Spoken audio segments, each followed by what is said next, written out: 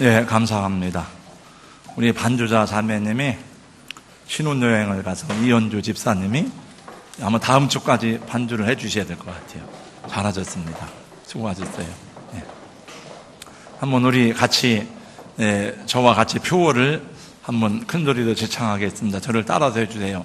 말씀대로 바로 살고 능력받아 증인되고 순종하여 축복받자. 우리 한번 처음부터 끝까지 다시 같이 하겠습니다. 시작. 말씀대로 바로 살고 능력받아 증인되고 순종하여 축복받자. 아멘.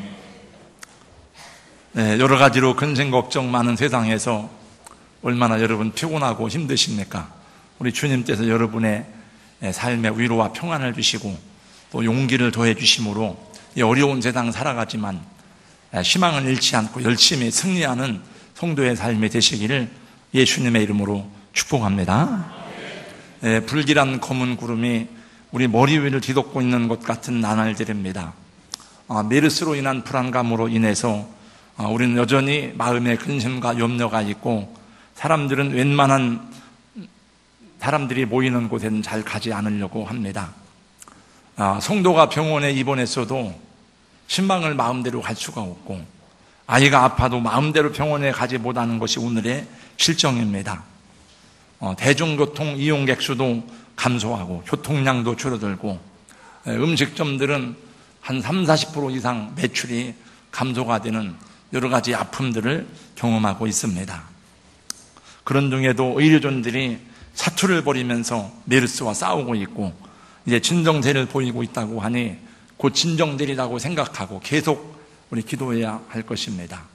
제가 지난 이제 주말에 우리 권사님, 연세가 많은 사라의 권사님들이 교회를 잘 못 나오셔서 왜 못 나오는가 알아봤더니 메르스 때문에 이분들은 목장 모임도 전부 다 안 하고 교회도 안 나오시고 그래서 제가 몇 분에게 전화를 드렸습니다. 집사님, 메르스 걱정하지 마시고 교회를 나오세요. 이렇게 했더니 그분들은 생각하기를 지금 메르스가 막 여기저기 도처에 숨어가지고 자기들을 지금 기다리고 있는 것처럼 두려움 가운데 있는데 그래서 제가 자꾸 이렇게 강요하기가 그래서 아무튼 기도하겠습니다 하셨는데 우리 정유선 집사님 나오셔서 감사하고 고문혜 집사님도 나오셔서 감사하고 아까 이재희 권사님도 어디 계세요? 이재희 권사님 오셔서 감사하고 괜찮아요. 아마 제가 지금까지 알고 있는 바로는 교회에서 메르스 걸렸다는 사람은 없으니까 그리고 또 이제 점차 물러가고 이거에 막 그냥 전염되는 게 공기 중에 되는 게 아니랍니다. 근데 제가 지난 금요일 날 요 앞에 이발소를 갔더니 그 이발소 하는 이발소 아저씨가 혼자 막 열을 내면서 얘기를 하면서 이발하라도 안 온다는 거예요. 그래서 왜 머리 깎으라도 안 오나? 여러분 파마하고 미용하고 머리 깎는 거는 가세요. 그러면서 얘기를 막 이렇게 괴담 수준의 얘기를 하길래 제가 그렇지 않습니다 라고 얘기를 했더니 오히려 더 그분이 열을 내면서 자기 얘기를 하는데 그분의 얘기는 많이 과학적이거나 이성적이지 않은 것을 느끼며 사람들이 굉장히 비합리적인 생각을 하고 있는 분이 많구나 하는 생각을 했습니다. 그분의 말에 의하면은 지금 나만 죽을 수 있느냐? 그래서 메르스를 가진 사람들이 복균자들이 막 다니면서 지금 전파하고 있다는 얘기예요. 근데 그것은 안 맞는 것이죠. 모르고 다닌 사람들은 있지만은 왜 나만 죽느냐? 그래서 막 여기 다니면서 퍼치는 사람은 없습니다. 없고 우리 염려하지 말고 주님께 맡기고 각자 개인 운생을 철저히 하면서 하나님의 은혜 가운데 우리 주님께 우리의 삶을 맡기는 성도님들 되시기를 주님의 이름으로 축복합니다. 우리는 하나님이 세상의 창조주임을 믿습니다. 본래 하나님이 세상을 창조할 때는 모든 생물과 동물과 인간이 조화롭게 할 수 있도록 모든 생명들이 각자 삶의 자리에서 자기 몫의 삶을 한껏 누릴 수 있도록 창조하셨어요.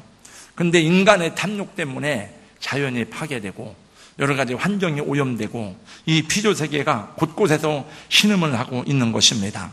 메르스라고 하는 질병도 개발을 명분으로 동식물들의 서식지를 파괴한 결과 가운데 하나라고 합니다. 서식지를 빼앗긴 박쥐가 먹을 것을 구하기 위해서 사람들이 사는 곳에 내려와서 낙타에게 질병을 전염시키고 또 낙타가 사람에게 질병을 전달했다는 것이라고 합니다. 에볼라 때문에 한참 동안 전 세계가 시끄러웠는데 점점 질병이 세계화되는 추세인 것을 보게 됩니다.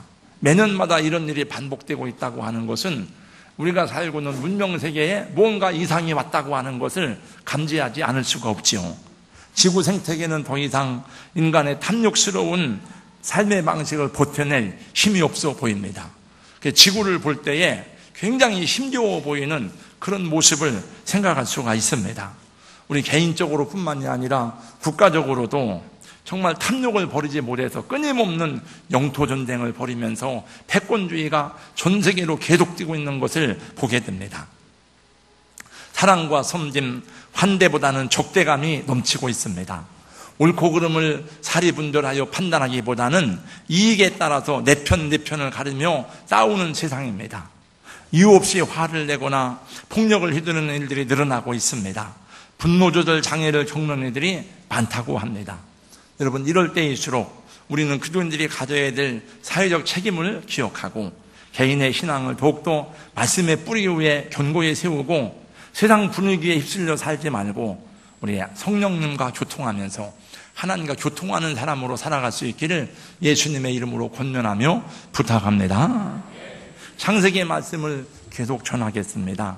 이 말씀은 지난주에 이었던 나머지 부분, 그냥 특별히 중요한 부분은 아닙니다만은 이 말씀을 통해서 몇 가지 또 교훈을 받도록 하겠습니다. 요셉의 형제들이 두 번째 애굽에 내려왔을 때에 요셉은 그 동생 베냐민을 보고 얼마나 반갑고 기뻤는지 모릅니다. 그래서 그 형제들을 자기 집으로 초대해서 그들과 함께 오찬을 하려고 종들에게 잔치를 준비하게 하였습니다. 그러나 요셉의 종들은 두려워하고 떨었습니다. 애굽의 총리들이 자기들을 잡아서 감옥에 가두려고 하는 게 아닌가, 우리를 노예로 삼으려고 하는 것이 아닌가. 그래서 요셉의 종들에게 필사적으로 자기들의 무죄를 변명하고 호소하는 모습은 애처롭지만 합니다. 오죽하면 하나님을 믿지도 않는 요셉의 청지기가 이렇게 말했을까요? 안심하라, 두려워하지 말라. 너희 하나님, 너희 아버지의 하나님이 너희에게 재물을 너희에게 주신 거야. 그 전에 너희 자루에 돈이 있었던 것은 너희 하나님이 준 거야. 그러면서 오히려 그들을 안심시키는 모습을 보았습니다. 요셉의 형제들을 볼 때에 하나님의 사람다운 모습이 있습니까? 여러분이 성경을 읽을 때에 또 자세히 묵상할 때에 이 사람들에게 하나님을 믿는 그 믿음이 어떻게 작용하는가, 어디에서도 찾아보기가 어려운 것 같습니다. 믿음도 없고 인격적으로도 하나님의 사람다운 모습을 전혀 볼 수가 없고 그들을 지배하는 것은 두려움과 근심, 염려뿐이었습니다. 그 믿음의 후손으로서 아브라함의 자손으로서의 소명도 그들에게는 없었습니다. 내일에 대한 비전이나 희망이 그들에게 찾아볼 수가 없습니다. 하나님과 교통하는 것이 막히고 또 죄의 문제로 인해서 그들이 영혼이 어두우니까 피해망상증에 사로잡히게 되고 모든 것을 부정적으로 보는 것입니다. 다른 사람도 부정적으로 보고 자기 자신의 장래에 대해서도 부정적이 되는 것입니다. 또 오늘날에도 이런 그리스도인들이 얼마나 될까 생각해 볼 때에 참 속상한 일이 많아요. 왜 예수 믿는 사람들이, 왜 목회자들이, 왜 교인들이 이렇게 살아가는가?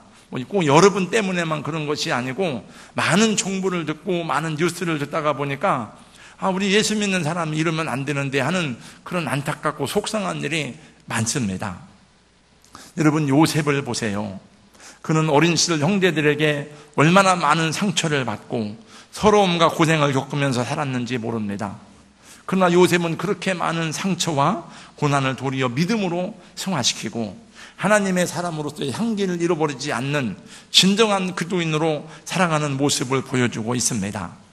일반적으로 사람들은 억울함을 당하고 또 피해를 당하고 고통을 당하면 그것에 대한 보복 심리를 갖는 것이 보편적입니다. 내가 어떻게 원수를 갚을까? 어떻게 보복할까? 그러나 요셉은 그 모든 아픔과 고통들을 하나님의 사랑으로 풀어내는 것을 보여주고 있습니다. 원수를 은혜로 갚는 것입니다.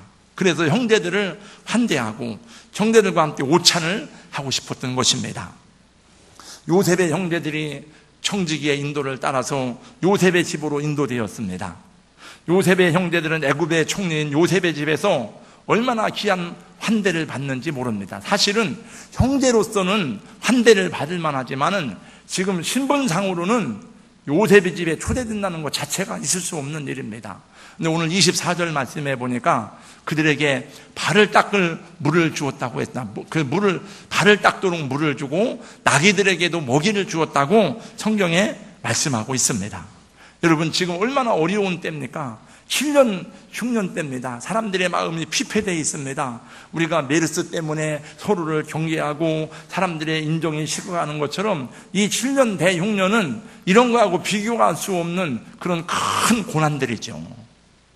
그런데 여기 보니까 중동에서는 이 발 씻을 물을 주었다는 것은 굉장한 환대입니다. 환대, 여러분.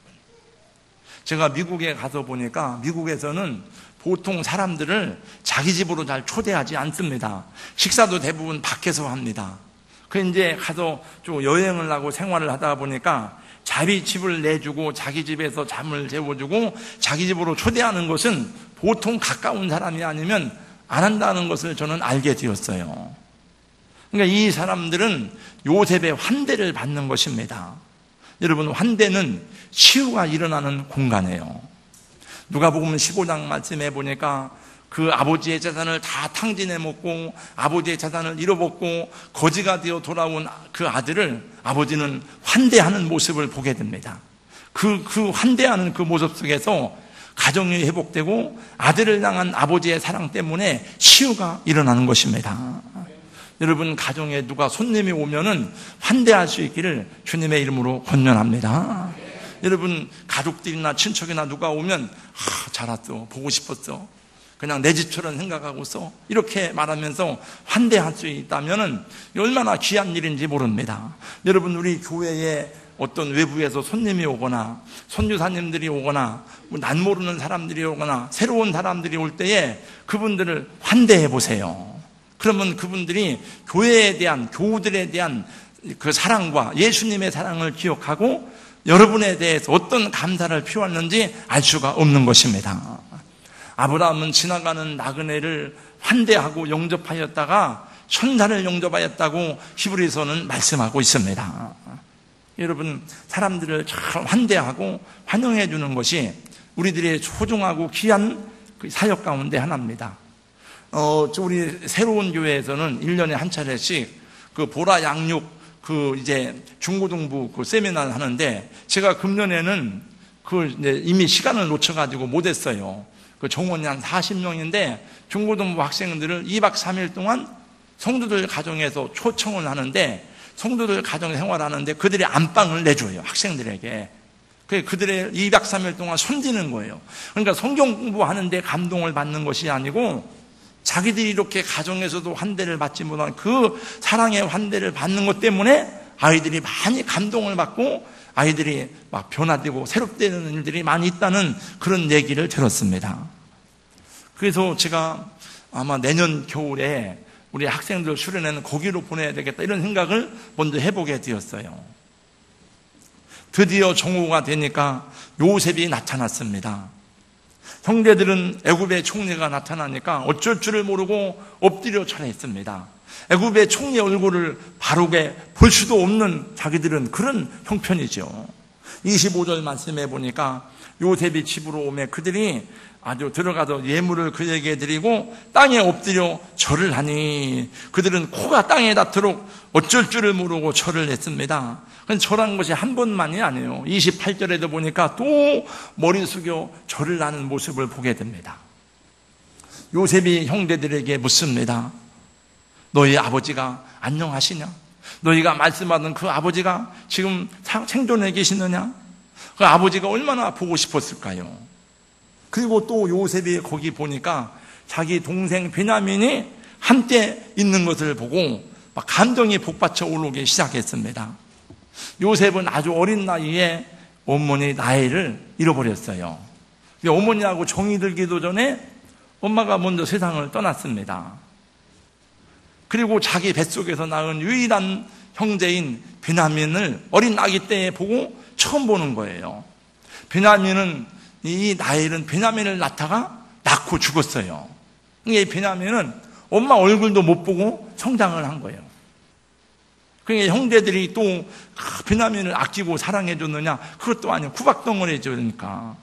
근데 이것이 20수년 전의 일이고 20수년 만에 지금 요셉이 그 모든 자기 가정의 정황을 아는 가운데 이 베냐민을 보니까 막 감정이 복받쳐 오르는 거예요. 막 어찌할 바를 모르는 거예요. 우리 속담에도 피는 물보다 진하다는 말이 있습니다. 여러분은 여러분의 그 아들, 딸을, 여러분의 손주가 왜 그렇게 이쁩니까? 왜 그렇게 여러분 귀하고 사랑스럽고 막 깨물어주고 막 그렇게 눈에 넣어도 아프지 않을 정도로 그렇게 이쁩니까? 그 여러분의 자식이기 때문에 그런 거예요. 네. 여러분이 낳은 핏줄이기 때문에 그런 것입니다. 왜 그렇게 여러분 그 새끼들이 보고 싶고 그 멀리 있는 손주들이 그렇게 사랑스럽습니까? 내 피를 받은 내 혈육이기 때문에 그런 거예요. 그러니 요셉이 그렇게 가슴 아프고 서러운 삶을 많이 살아왔는데 그 동생을 보니까 이 동생이 낳자마자 엄마가 죽었는데 그리고 자기 핏줄이라고는 자기밖에 없는데 자기도 멀리 형제들에게 팔려와가지고 있다가 20몇 년 만에 만나니까 막 어떻게 할 수가 없는 거예요. 막 요셉이 또 여러분 요셉은 막 끈기 있고 믿음이 좋고 막 인내심이 그런 것만이 아니고 요셉은 굉장히 마음이 여린 사람 같아요. 요셉은 아주 정이 많고 눈물이 많은 사람인 것을 보게 돼요. 성경 창세기를 계속 강의하다 보니까 요셉이 우는 장면이 많이 나와요. 이제 그 베냐민을 보니까 눈물이 막 쏟아지는데 주체할 수가 없는 거예요. 막 어떻게 할 수가 없는 거예요. 막 이 속에서 막 울음이 터져 나오는데, 근데 자기가 애굽의 총리로서 거기서 막 울 수도 없고, 그래서 여기 말씀해 보니까 급하게 울 곳을 찾아서 안방으로 들어갔어요. 그래가지고 막 우는 거예요. 막 이렇게. 그래서 얼마나 울었는지 잘 몰라요. 왜냐하면 얼굴을 씻고 나올 정도가 되었으니까. 얼굴을 안 씻고 나오면은 이게 다 표시가 나니까 얼굴을 씻고 한참 만에 다시 나왔어요. 저도 이 말씀을 준비하는데 그 눈물이 이렇게 글썽거리더라고요. 이렇게 요셉의 마음이 이해가 됐어요. 그렇게 눈물이 나는데 그래도 자기 신분을 밝히지 않는 것은 지금은 참고 기다려야 할 때이기 때문이에요. 그래요. 지금은 때가 아니기 때문입니다. 우리 인생은 기다리는 것입니다, 여러분. 기다리는 거예요. 큰 일 중에 가장 큰 일은 구원인데 구원은 절대로 그냥 이루어지는 게 아니더라고요. 믿음과 소망, 기다림으로 이루어지는 열매인 것을 보게 됩니다. 사랑은 언제나 오래 참고 맨 마지막 부분에 보니까 사랑은 모든 것을 참으며 모든 것을 믿으며 모든 것을 바라며 모든 것을 견디느니라. 여러분 수요 예배 나와서 배우세요. 나는 다 압니다 그러지 말고 알긴 뭘 압니까 여러분. 저도 배우고 저도 익히는데 여러분 뭘 안다고 여러분 그렇게 자만하고 안 배웁니까? 말씀을 배우고 내가 말씀에 부족하구나, 내가 말씀에 아직도 익숙하지 못하구나, 그리고 말씀을 자꾸 내 삶 속에서 적용하고 말씀이 내 속에 체화되도록 할 때에 우리 말씀이 우리 안에서 인카네이션 되는 줄로 믿습니다. 저는 지난 주일날도 정진아 장로님이 와서 하루에 2시간 성경 읽고 3시간 성경 쓴다는 얘기를 들었습니다마는, 근데 신문에 보니까 또 어떤 분도 하루에, 그분은 이제 몸에 병이 들었는데 하루에 7시간 성경을 보고 한다는 그런 얘기를 해서 성경을 지금까지 1,몇백 독을 했답니다. 이렇게 계속. 네. 여러분 하나님께서 저와 여러분에게 주고 싶은 것이 많지만 하나님이 여러분에게 요셉이 지금 자기 신분을 드러내고 자기가 그들의 형님인 것을 드러내고 있지만 그 감정을 억제하고 자기 신분을 속이는 것처럼 하나님께서 우리에게 쏟아부어 주고 싶은 축복이 많이 있지만은 참는 것이 많습니다. 억제하는 것이 많아요. 내가 저 오종무 목사를, 내가 저 아무개 집사에게 이 물질도 주고 이걸 주고 싶지만은 아직 그릇이 부족하구나. 아직 그릇이 예배되어 있지 않구나.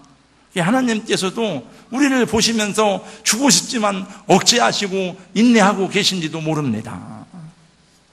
저는 여러분들이 더 성결하고 아름다운 그릇들로 채워지길, 만들어지기를 주님의 이름으로 소원합니다.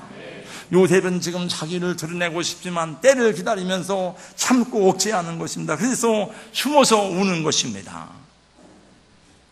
얼마나 울었는지 그냥 나갈 수가 없어서 성경에 보니까 얼굴을 씻고 아무 일이 없었든지 다시 나왔습니다. 그리고 음식을 차리고 형제들을 앉히는데 보니까 형제들의 11명을 앉히는데 장유의 순서대로, 장유 유서대로 큰형님부터 차례대로 앉히는 거예요.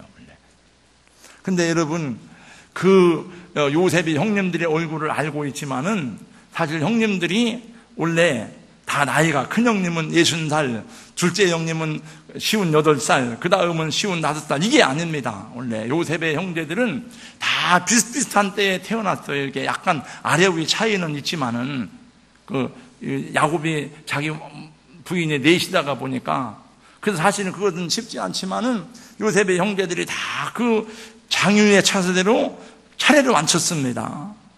그리고 그 아들 동생 베냐민에게 뭐라고 하는가 하면 이렇게 말합니다. 소자여, 하나님이 내게 은혜 베푸시기를 원하노라.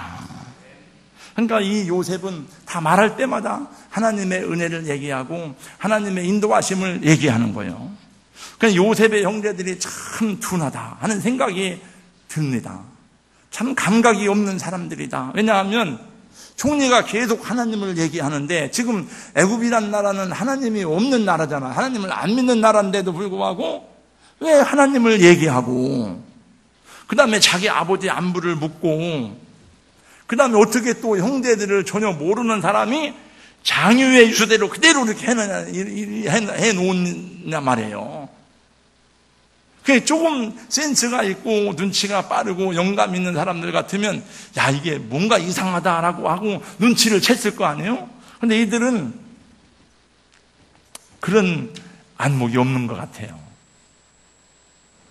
그래서 요셉이 그들의 마음을 다 녹여놓고 하니까 그들이 비로소 우리를 노예로 삼으려고 하는 것은 아닌가 보구나 안심을 하고 마지막 절에 보니까 즐거움으로 음식을 먹었다라고 하는 말씀으로 오늘 본문의 말씀이 끝납니다.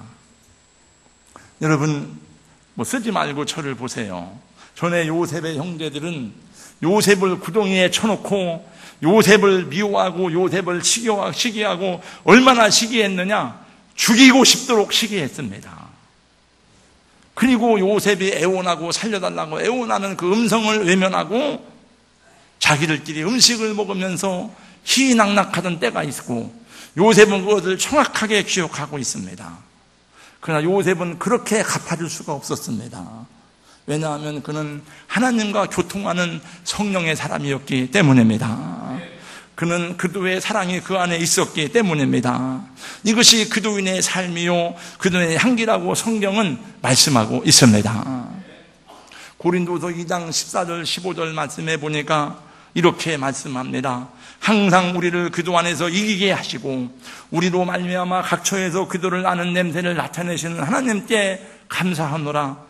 우리는 구원받는 자들에게나 망하는 자들에게나 하나님 앞에서 그도의 향기라고 말씀하고 있습니다. 우리 예수 믿는 사람은 구원받은 사람에게나 구원이 없는 사람에게나 예수님 믿는 사람이나 안 믿는 사람에게 다 예수님의 향기라고 성경은 말씀하고 있습니다. 여러분, 지나가다가 향수를 뿌리는 사람이 지나가면 향수 냄새가 납니다. 마찬가지로 예수 믿는 사람에게는 예수님 냄새가 나야 할 줄로 믿습니다.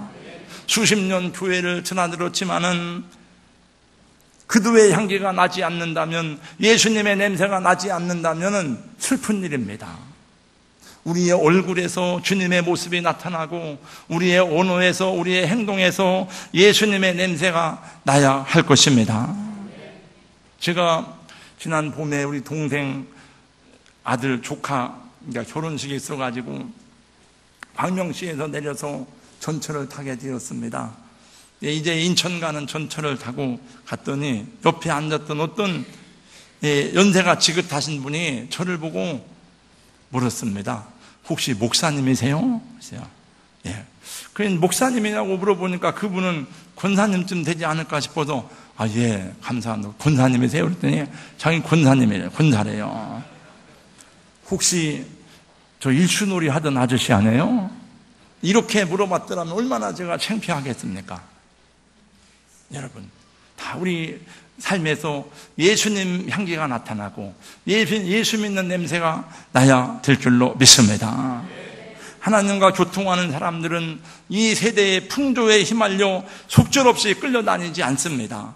사람들이 정해놓은, 세상에 정해놓은 가치관과 세상에 정해놓은 여러 가지 그 조건에 의해서 움직여지지 않습니다. 같이 밥 먹고 같이 직장 다니고 같이 하지만 머릿속에 드는 것은 가치관이 다릅니다. 그래서 세상에 정해놓은 행복의 조건에 의해서 막 이리저리 휘둘리고 슬퍼하거나 안타까워하지 않습니다. 참된 그리스도인들은 성경에서 말씀하는 가치관과 성경에서 받은 영감을 가지고 살아가는 까닭은 하나님과 교통하는 성령의 사람이기 때문인 것입니다.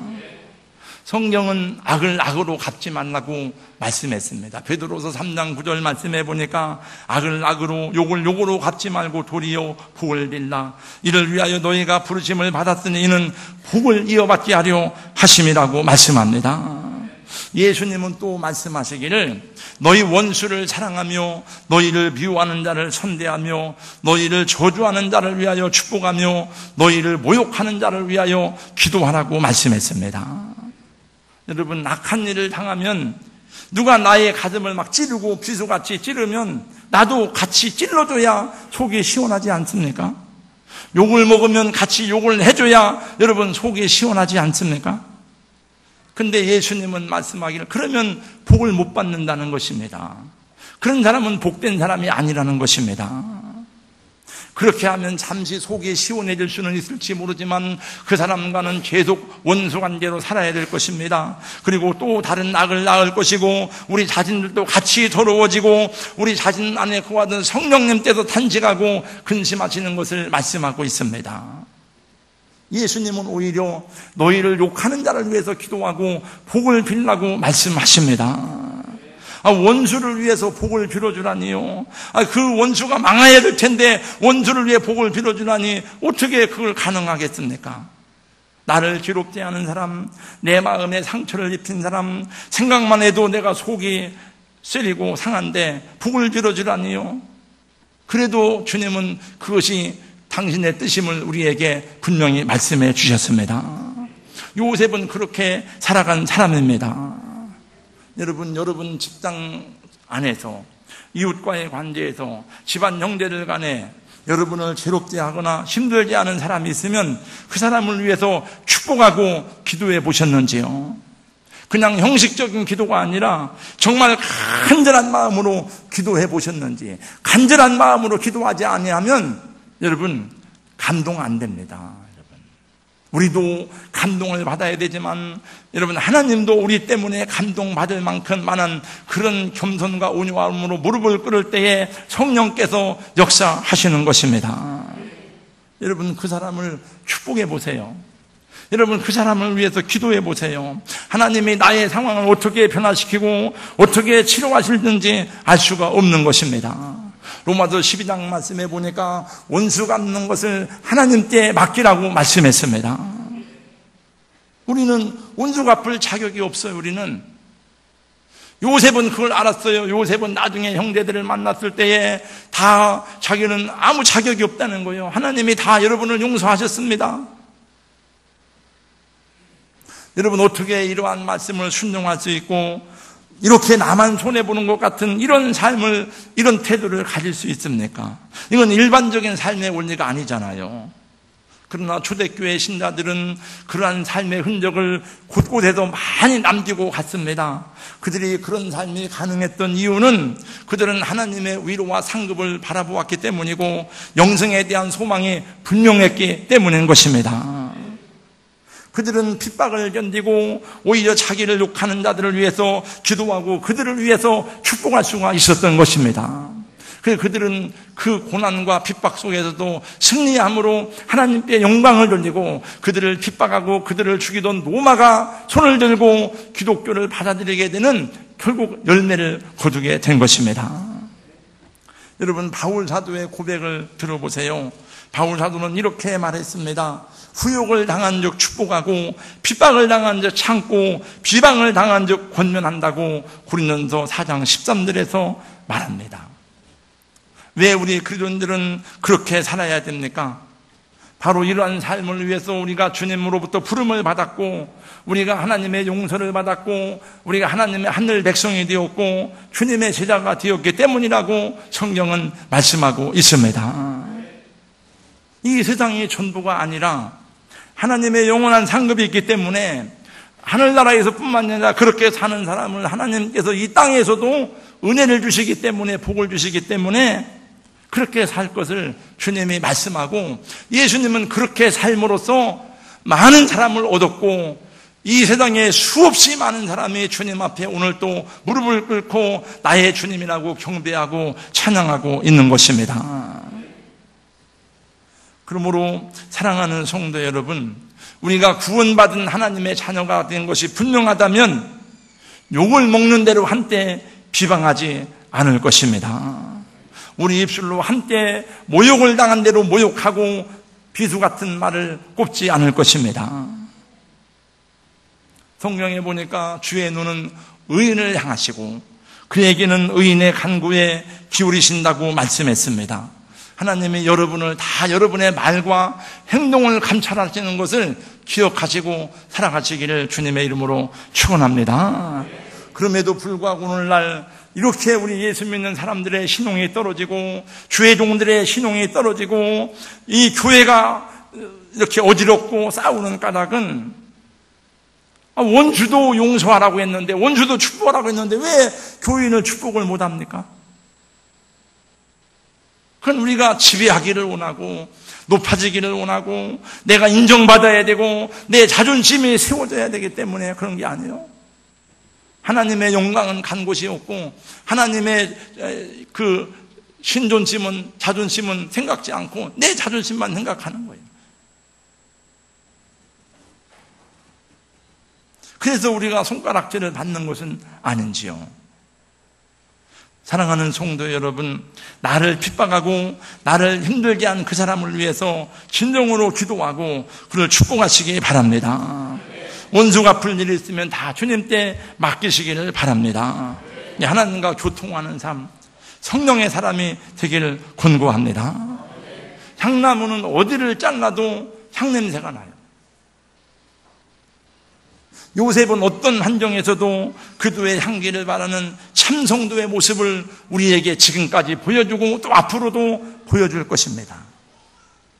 세상이 다 어렵다고 하는데 우울하다고 하는데 힘들다고 하는데 같이 이 세상 분위기에 휩쓸려서 우울하게 살지 말고 희망이 없다고 말하지 말고 사랑과 간용의 마음을 가지고 참고 기다리며 용서하는 그도의 향기를 바라는 성도로 살아가시기를 예수님의 이름으로 축원합니다.